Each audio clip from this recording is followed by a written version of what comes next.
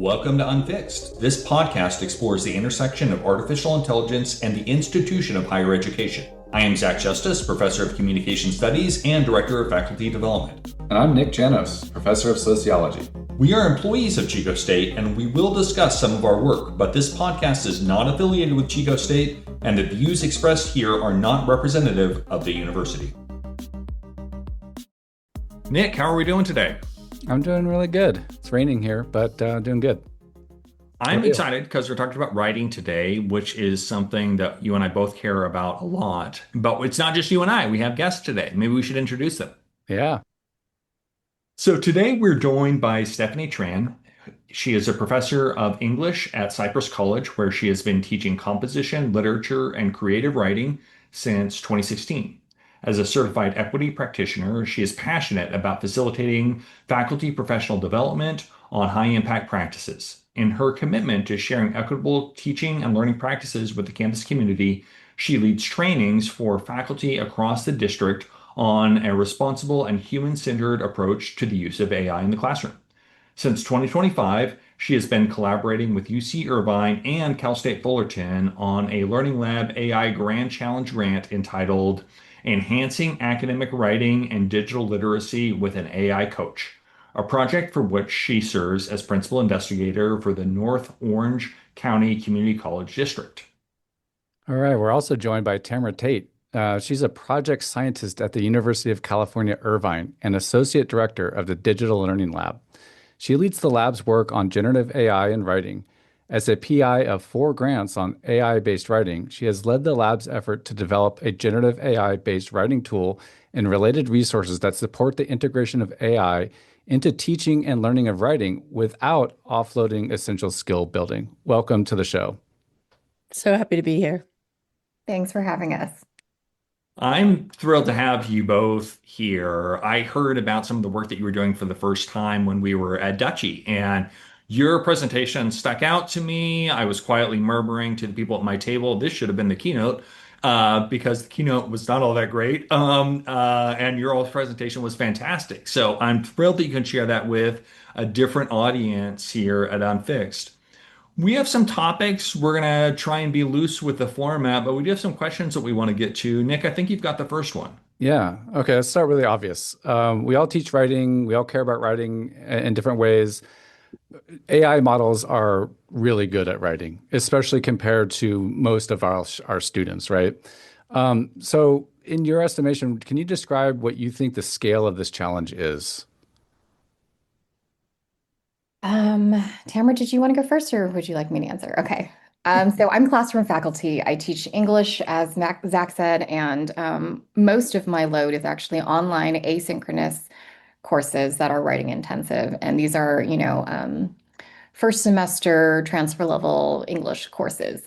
And so the primary form of assessment is writing essays. And again, as Nick said, AI has gotten pretty decent at it. And even though faculty can kind of tell if a student has used AI to offload their writing assignment, it's really hard to validate and assess student learning authentically. And so I think that's been the biggest challenge. Anna Mills, who also kind of works in this field, she calls it a wicked challenge and compares it to, things like things that we really don't have a solution for right now. And so I would say the challenge is on a scale of 1 to 10, 10 being the most challenging thing I've faced as an instructor, it would be a 10 right now. And I think it's going to continue to be a problem or a real challenge for a while, because Stephanie's in the guts of the really the worst, hardest place to be, online asynchronous writing class. It doesn't get harder than that. But I also worry about how ubiquitous it pops up everywhere without us even realizing it. And soon we're not even going to notice it. Even when you go to look at a PDF of something, it offers to you, can I read it to you? And who would say no, right? And so with younger students coming around, not necessarily even knowing that AI is underneath some of this stuff, I think there will be real challenges around teaching people to have habits where they stop for a second and go, wait, would it be the right thing to have the AI read this to me? Maybe, but maybe not, right? But it's that stopping and making an active choice that I really worry we're going to lose the opportunity to do as it becomes just more threaded throughout what we do all Hmm. day long. Yeah, I mean, yeah, I teach a lot of asynchronous classes as well, but we're not a writing department. We're sociology, so we can eliminate the essay. We can eliminate a lot of that sort of formal standard writing assignments. But how do you think we convince, or maybe a better word, inspire our students to want to embrace writing and its importance into their lives? I think that's part of what I'm seeing as the challenge of like, well, you have this machine that can just kind of write for you. Why is it good for me? What do I need writing for? What are your take on that? I think for me, it's really important to have an open conversation with students about the why. Why are you required to learn writing as part of your general education? You know, at a community college, you're getting ready, well, most of our students are getting ready to transfer. Why is writing a GE? And so we kind of go back to the basics and look at ways in which writing can support our understanding, can support our thinking, can allow us to express ourselves, can promote creativity. And so I think being open with students about that conversation really helps them to understand, okay, well, why in certain cases am I asking you to do some writing without AI? And why in some other cases might we explore ways in which AI could help to supplement, support, or enhance our learning? Yeah, I think that explicitness, Stephanie, is so key because you can't make a good choice if we've never explained to you why we're doing it. And sometimes folks are writing because it was just the easiest way for us to assess what they know. Right. And that's going to Yeah. be your most problematic to AI resist proof it. Um, but if you're writing to think, we can explain how writing actually helps you put your ideas with precision and you can follow longer, complicated thoughts than you could just hold in your head. And we explain this to students, or it's to communicate. And sometimes that communication should be human to human, like the fan letter to the runner that is a horrible Gemini ad that her dad has do it with AI, and you're like, why would a fan letter from a 5-year-old girl be written by AI? I don't understand that.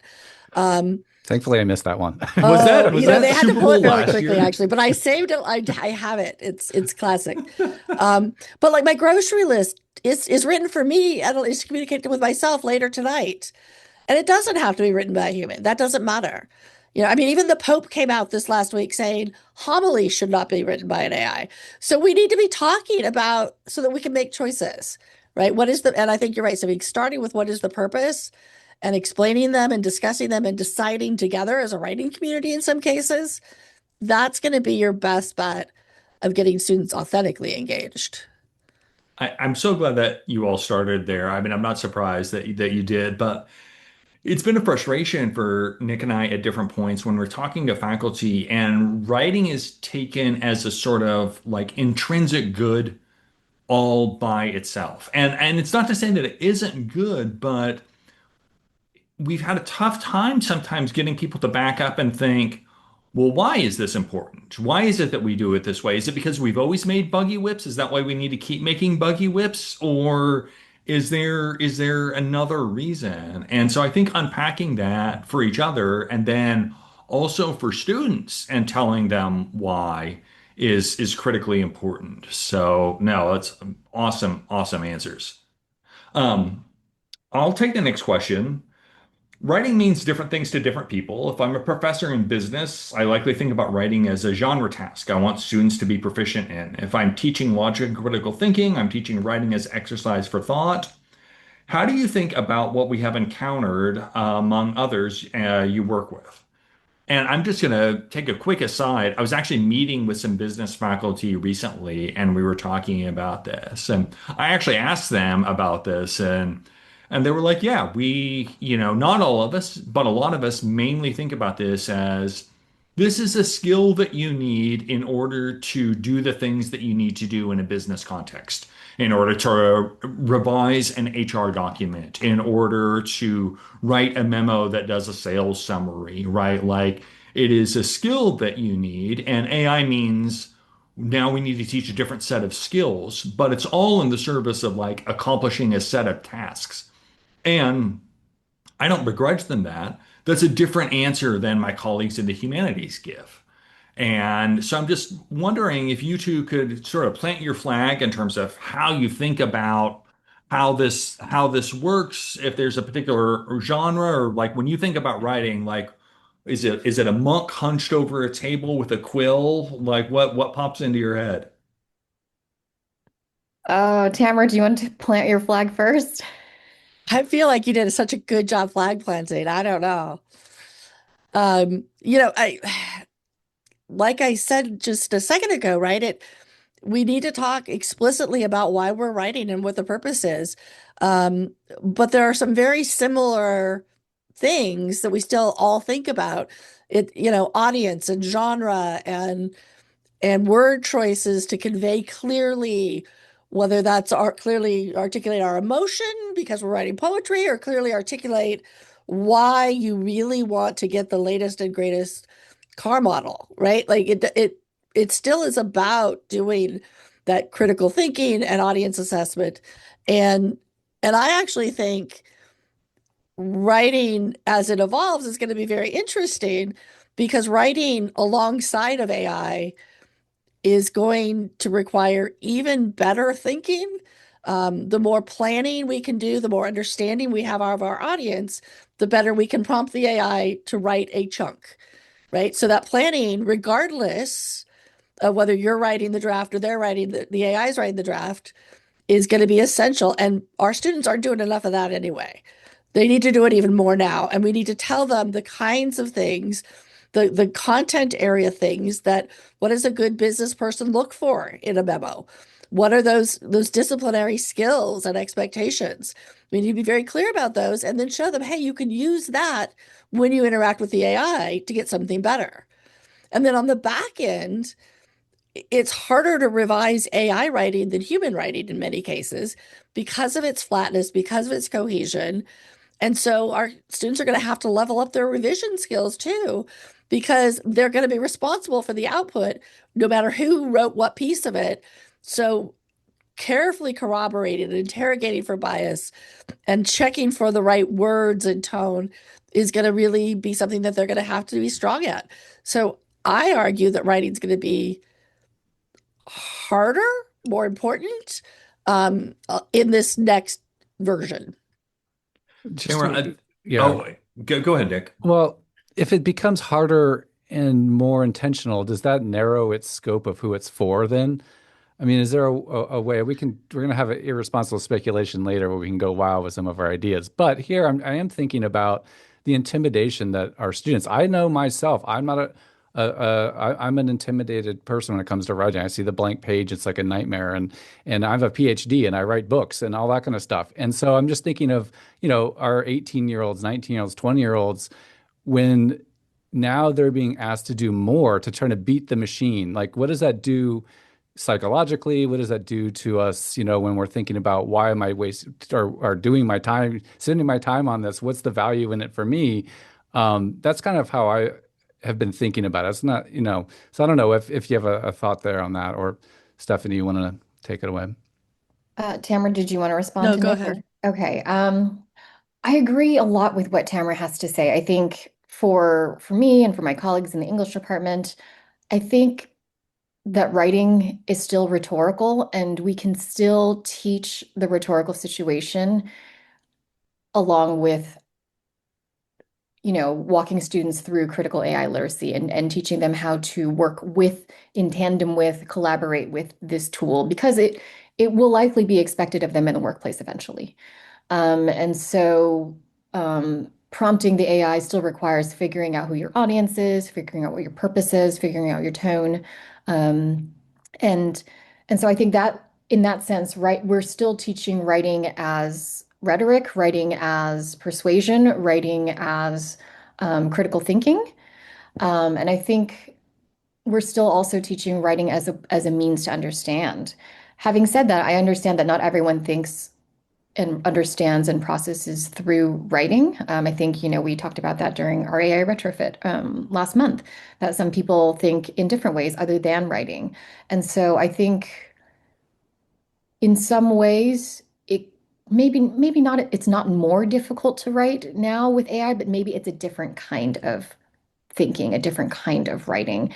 And perhaps it might be more difficult for us who were used to writing in the pre-AI days, but for students who are coming and growing up with AI, they're already going to be used to this, right? And so it's a different, they won't be going through that same mental shift that perhaps some of us are. So maybe it won't be different for them or more difficult for them. It'll just be, again, a different way of thinking. Um, I also am not a composition theorist by practice. I have actually got my master's in MFA. And so for me personally, writing is an art form. It's a craft. But that still means that it's a process and less about the product. And even in creative writing, I mean, of course, ultimately the product is your poem, your novel, your short story. But we get there through this iterative process, which still happens when we are writing along with AI. I don't know if that answers your question, Nick. Is it more Yeah. difficult? Maybe. Is it for less people? Perhaps not, but it definitely will require a cognitive shift. I love that answer. And before we move on to the next question, Tamara, I just want to give you a heads up that I am totally going to steal that little gem that you dropped a couple minutes ago about being accountable for the product, Yeah. right? Yeah.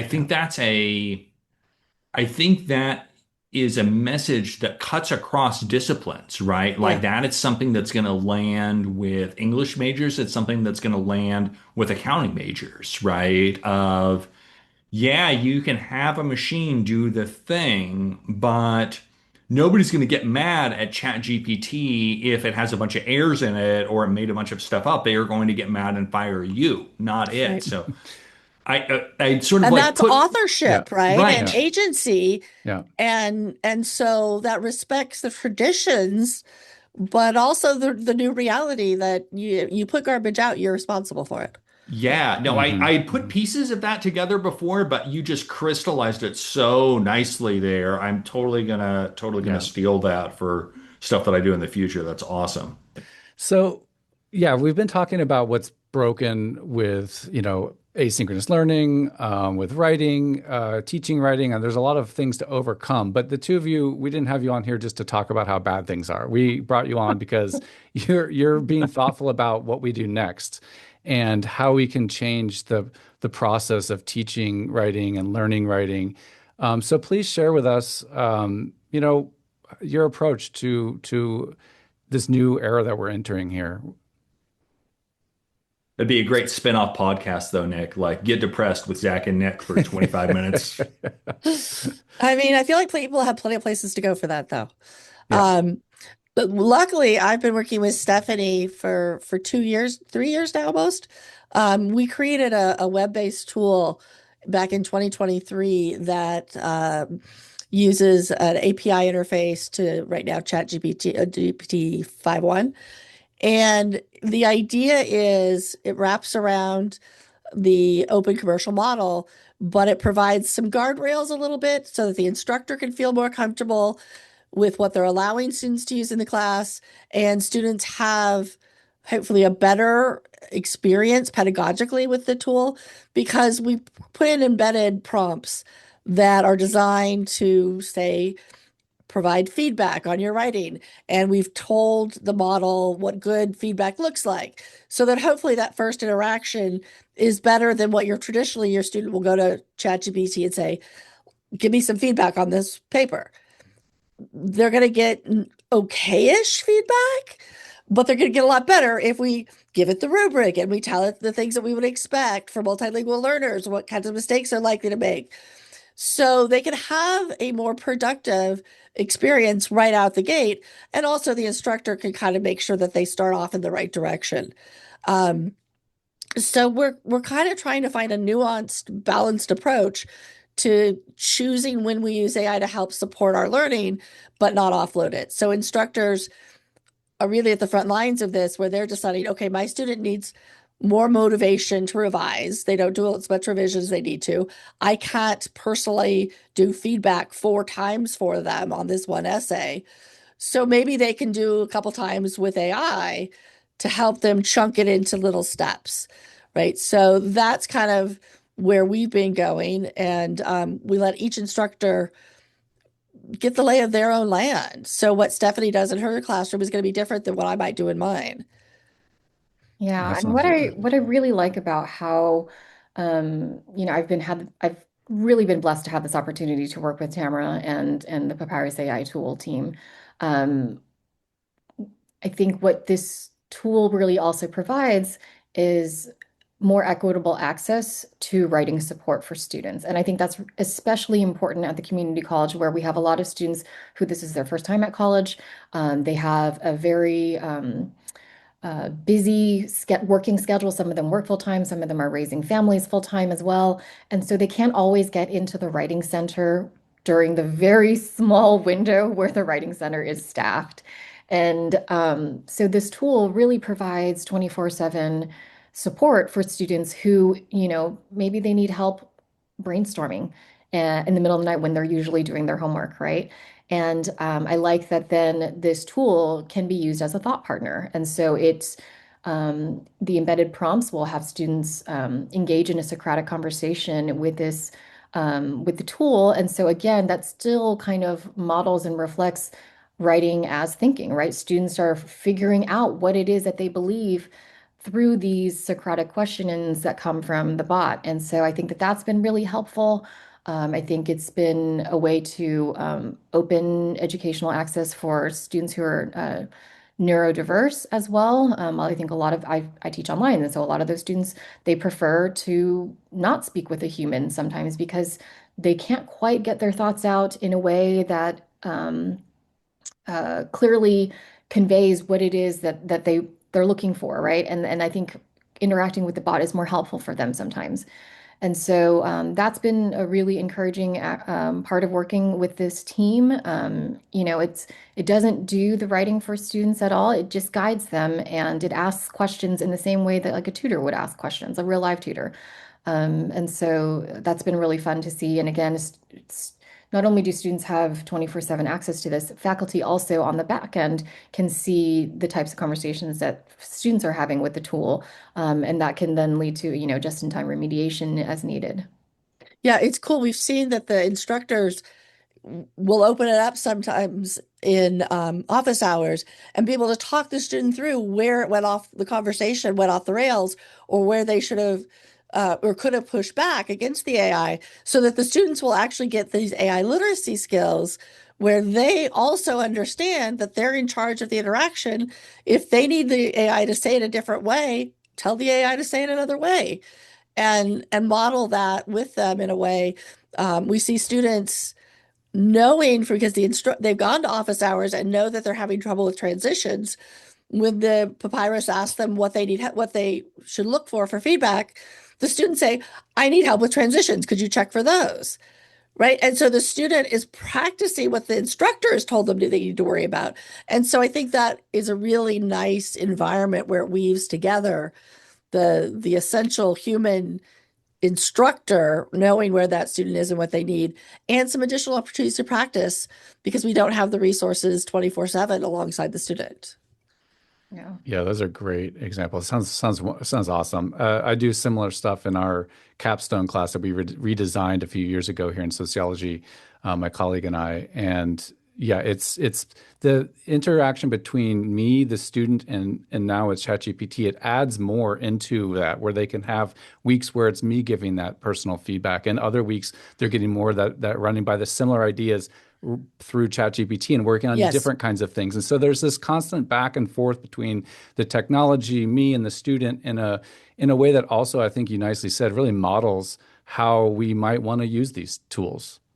And what's interesting, Nick, is we're seeing that it may be particularly useful when we're doing collaborative work. Mm. One of our instructors, Beth, does a lot of group projects in her class. And we're finding that using the AI to navigate the process of whose work needs what kind of improvement is a really nice, neutral, Yeah. safe way to have some of those I like conversations. that.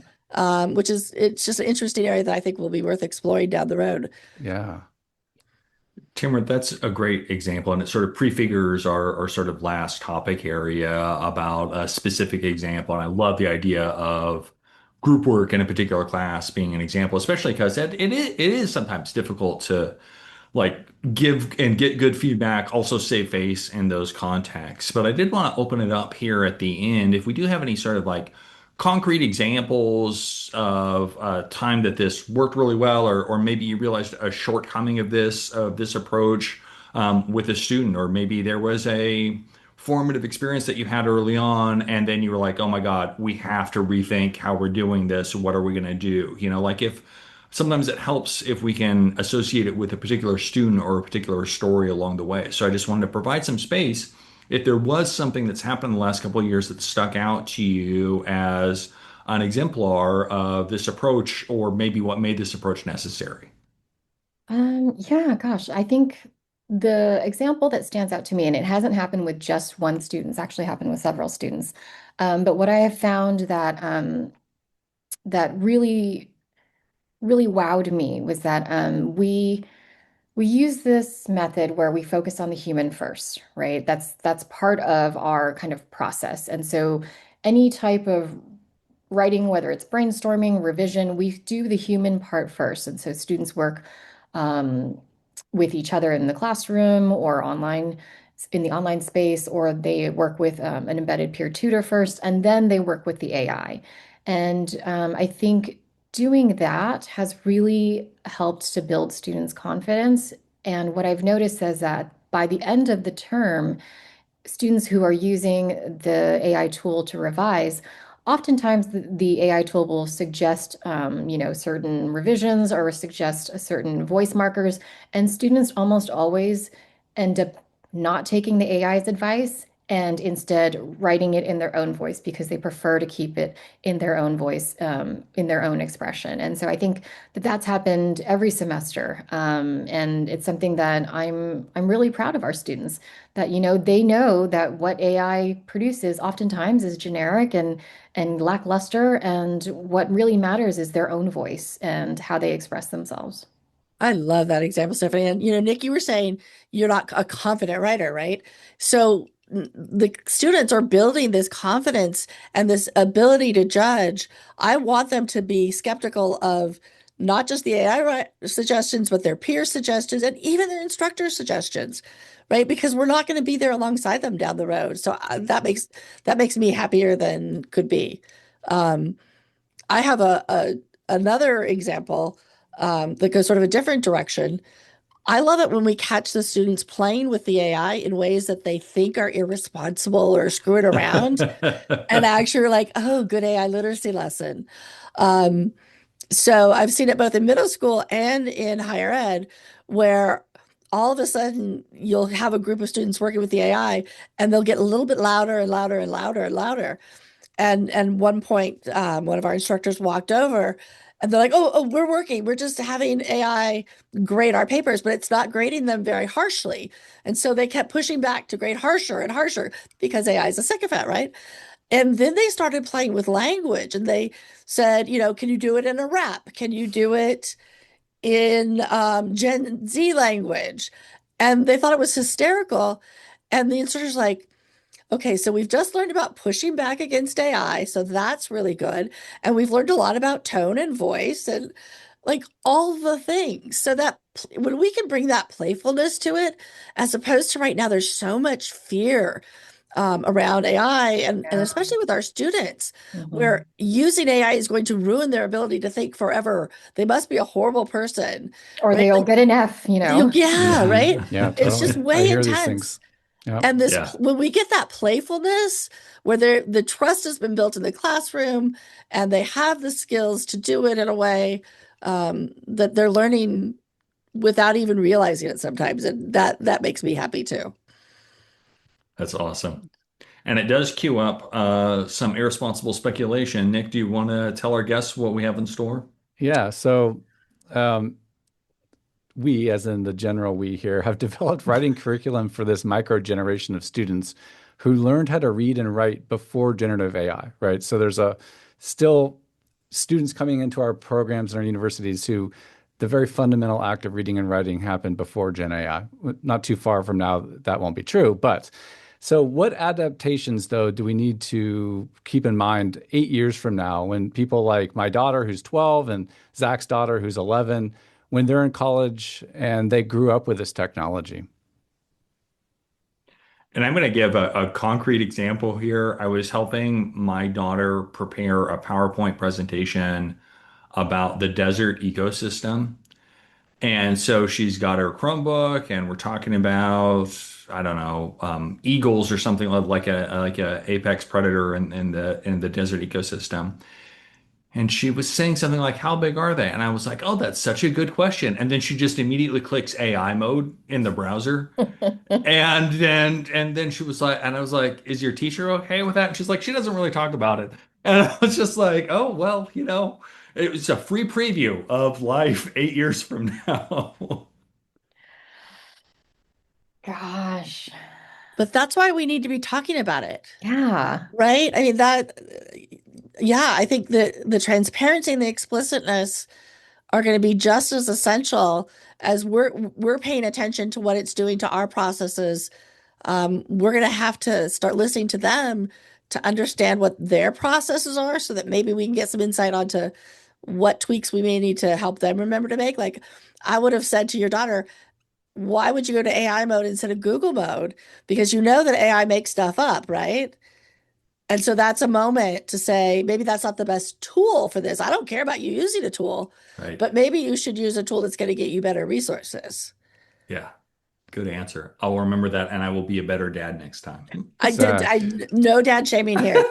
No way. Yeah. She No, used I it in think, front of you, which is the first thing. If you get your kid to use it in front of you, yeah. Yeah. that's actually really good because you can have those conversations. If they're Yeah. hiding it from you, you can't even do For that. sure. Yeah. Yeah, Exactly. I wrote the Exactly. piece on the blog last year where I watched my daughter from the other room, listened, and then peeked in while she was doing the same report basically that Zach's daughter's doing now, because my daughter's a year Uh-huh. ahead. And she was using, they use Google all throughout the K Sure. through 12. And she was invoking, like speech to text. She was just like dictating Yeah. it in. And I was like, how about like I think you're supposed to be writing, practicing typing. But at the same time, I was thinking, it's an incredible technology, and she's thinking and she's processing her thinking into words. And that's, ultimately what I want to hear is her voice in there, right? And yet the mediation of the technology was the writing part. It was just spitting it out as she, fed it in with her voice. But yeah, so I think that we've had people on the show before who work in the K through 12 space, and then child development we've had on. It's just a question that Zach and I come back to when we're talking about teaching writing. Like, what is it? What's essential going forward? What won't be essential? What were things that our daughters or people other who have kids the same age just won't need to know or how to do anymore? And when will we know how to decide when what's true or not? I feel like this is a good opportunity to, again, have these conversations earlier, Yeah. But then I also think about, I'm dating myself here, but I'm kind of a cusper between Gen X and a millennial. So I'm not like really a true Same, millennial, but I'm same. not Yeah. quite a Gen X. But I remember the before times, Yeah, the before internet times, right? And and I also remember what it's like, when the internet began to rise, and none of these conversations were happening for me in school. And so a lot of what I learned about web literacy at the time, information literacy in the web, I just kind of learned as I lived. And I think for a lot of our future students, that's going to be what the conversation is like too. That, they're probably not going to have curriculum in their elementary schools and whatnot about AI literacy unless now we start building those bridges, right? And I think, Tamara, you're doing a lot of that kind of work with middle schools Yeah. already and outreach to elementary schools. Um, but yeah, having that, I think bridging the communication is some way that we can start doing that. Um, And being explicit about the fact that what tools we use will always change our writing and our thinking. There's an mhm. interaction that happens. When I write with a pen, I can do different things that I can't do when I write with pencil. and vice versa. And when I write on a keyboard in a Google Doc, I can collaborate with people in a way that I can't. So, Nick, you're saying your daughter was using text to speech, and is that okay, or should she be writing? I'm like, well, actually, she probably kept her voice better because she was using text to speech. And yeah, she needs to be able to do the input in all kinds of different ways. But being able to dictate could be a huge advantage down the road, especially for some of our neurodiverse students. That's been an accommodation for ADHD students for decades, right? And so maybe that's fine, because otherwise what you have are students, my kids would spend time when they were having to handwrite something, they would have a big word in their head and they'd think of what a small word was so that they had to write less. Yeah. Classic. So they're spending time on that. We have students now spending time dumbing down their writing so they don't get accused of using ChatGPT. They're spending the time in these weird ways anyway. So like Stephanie said, the more we can talk about it and get it in the open, we can maybe help them make good choices. Thank you for listening. If you're enjoying this podcast, please consider subscribing on your favorite podcast platform so you never miss an episode. You can find our writing on meltsintoair.org and connect with us on Blue Sky at meltsintoair.bsky.social and on LinkedIn, Zach Justice and Nick Janos. Find these links and more in the show notes. If you have feedback or want to share an idea, email us at unfixed@meltsintoair.org. Thank you to Jamie Gunderson for producing and editing the show.